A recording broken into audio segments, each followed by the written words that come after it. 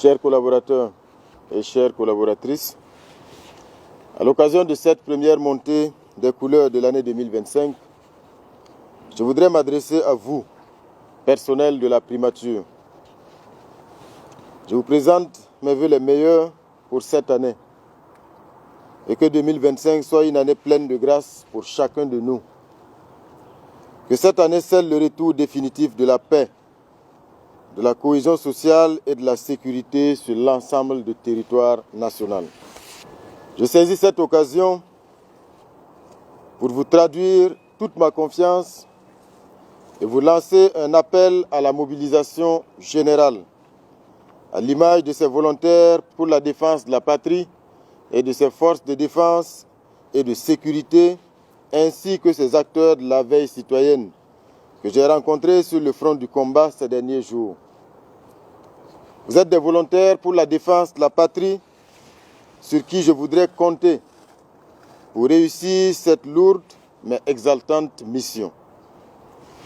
Lors de ma déclaration de politique générale, j'ai annoncé des actions à venir pour le bonheur de nos populations et j'engage ici chacun individuellement et collectivement à se mobiliser pour m'accompagner à coordonner, à suivre, à rectifier souvent les nombreuses actions énoncées.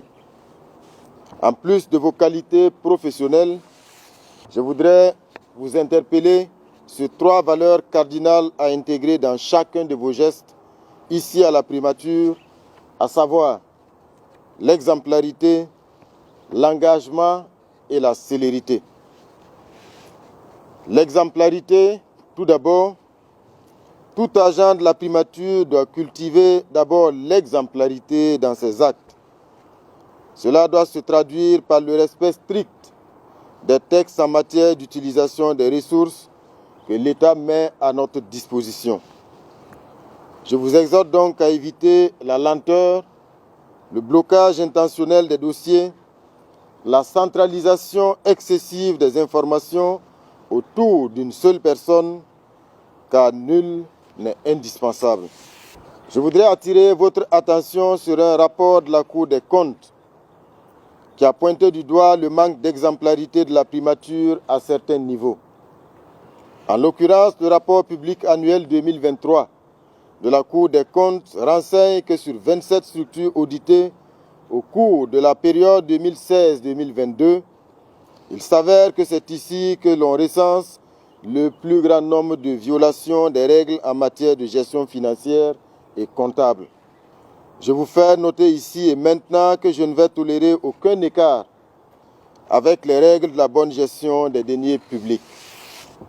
Pour ce faire, j'instruis dès à présent le secrétaire général de la primature à s'assurer du bon fonctionnement du conseil de discipline de notre institution et à assurer une large diffusion du code d'éthique adopté en 2023 et me rendre compte périodiquement des dysfonctionnements constatés. J'instruis également le directeur de cabinet à prendre toutes les dispositions utiles pour la mise en place du comité institutionnel de régulation des dysfonctionnements afin de répondre aux orientations données par son Excellence, Monsieur le Président du FASO. Mesdames et Messieurs, chers collaborateurs, l'engagement, c'est le maître mot sur lequel nous devons inscrire nos actions quotidiennes. Cela épouse également la vision du président du FASO.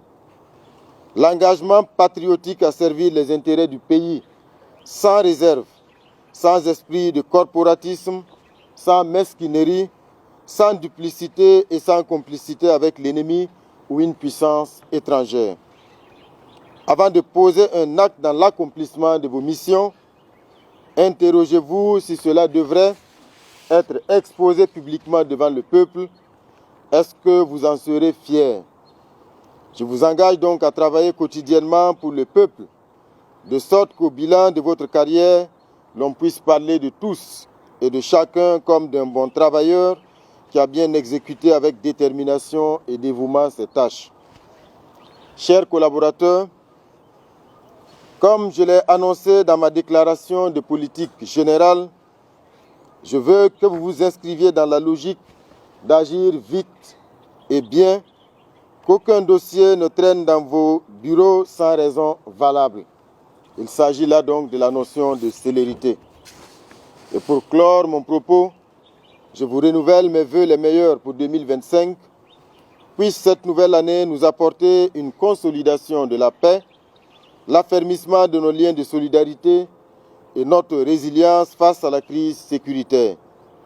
Que chacun s'engage avec intégrité à faire avancer les dossiers vite et bien pour le bonheur du peuple burkinabé. Vive le Burkina Faso libre, indépendant et souverain. La patrie ou la mort, nous vaincrons. Je vous remercie.